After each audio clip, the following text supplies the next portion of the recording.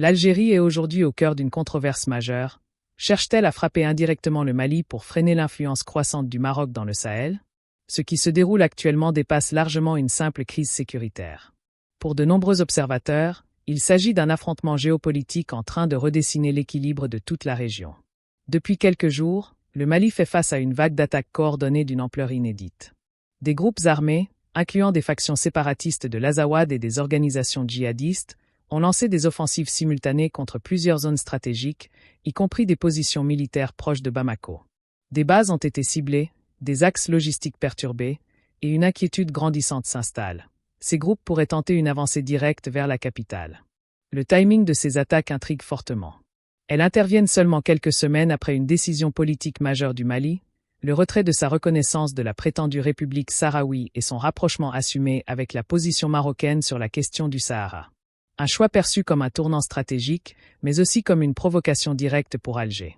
Depuis des décennies, l'Algérie s'est imposée comme un acteur incontournable dans le Sahel, se présentant comme un pilier de stabilité et un partenaire clé dans la lutte contre le terrorisme. Mais ce rôle est aujourd'hui contesté, notamment avec l'émergence de l'Alliance des États du Sahel, regroupant le Mali, le Niger et le Burkina Faso. Cette alliance marque une volonté claire de ces pays de reprendre le contrôle de leur destin sécuritaire et politique, en limitant les influences extérieures. Mais pour Alger, ce bloc représente une menace directe pour son influence historique dans la région. Dans ce contexte, les accusations portées par Bamako contre Alger prennent une dimension particulière. Le Mali accuse ouvertement l'Algérie de soutenir, directement ou indirectement, certains mouvements séparatistes dans le nord du pays, ainsi que d'entretenir des relations ambiguës avec des groupes armés opérant dans le Sahel. Ces accusations ont été exprimées jusque dans des instances internationales comme les Nations Unies. À cela s'ajoutent des révélations et rapports évoquant d'anciens contacts entre des responsables algériens et certaines figures du terrorisme régional. Bien que ces éléments restent controversés et officiellement contestés, ils alimentent un climat de suspicion et de méfiance croissante entre les deux pays. Parallèlement, l'Algérie intensifie ses initiatives diplomatiques et économiques dans la région.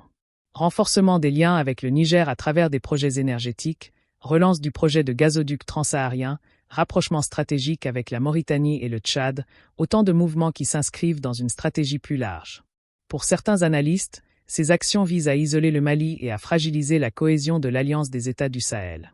En consolidant son influence auprès des pays voisins, Alger chercherait à contenir une nouvelle dynamique régionale qui semble de plus en plus favorable au Maroc.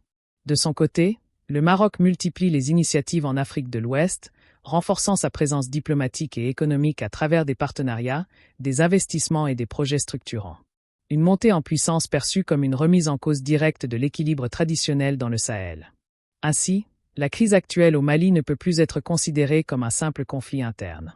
Elle s'inscrit désormais dans un jeu d'influence beaucoup plus large, impliquant des rivalités régionales et des intérêts stratégiques qui dépassent largement les frontières maliennes. Les risques sont considérables. Une aggravation de la situation pourrait entraîner une déstabilisation généralisée du Sahel, avec des conséquences directes sur l'ensemble de la région, y compris en Afrique du Nord. Pour le Maroc, les enjeux sont particulièrement sensibles. Toute instabilité au Mali pourrait impacter directement la sécurité régionale et les équilibres géopolitiques en cours. Rabat a d'ailleurs exprimé son soutien ferme à la souveraineté du Mali, tout en condamnant les attaques récentes. Pendant ce temps, la communauté internationale observe avec une inquiétude croissante l'évolution de la situation. Le Sahel reste une zone stratégique fragile, où chaque mouvement peut avoir des répercussions majeures. Une chose est sûre, l'équilibre des forces dans la région est en train de changer. Et les décisions prises dans les semaines à venir pourraient redéfinir durablement l'avenir du Sahel.